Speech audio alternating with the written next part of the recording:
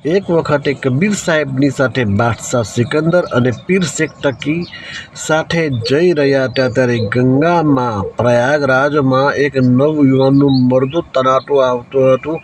એ વખતે શેખ તકીએ વિચાર કર્યો કે આ મરદું કબીર સાહેબ જીવિત ન કરે તો એની હસી થશે અને બાદશાહે હુકમ કર્યો કબીર સાહેબને. કબીર સાહેબે એ મરદાને ઈશારો કર્યો તો એ મરદું તણાતું કબીર સાહેબ પાસે આવી ગયું. કબીર સાહેબે મરેલા યુવકના માથા પર હાથ મૂક્યો અને કહ્યું કે હે જીવાત, આ મૃત શરીરની અંદર પ્રવેશ થાય. એ જીવતો થઈ ગયો અને બાદશાહ બોલ્યો કે વાહ, કમાલ કર દિયા.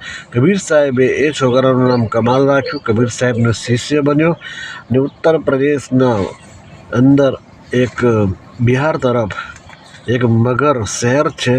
ત્યાં આજે પણ કબીર સાહેબ જ્યાં અંતિમ વિદાય લીધી ત્યાં કબીર સાહેબની સમાધિ, મંદિર અને મજાર છે. તે મજારની બાજુમાં જ આ કમાલની પણ કબર છે. સાહેબ બંદગી.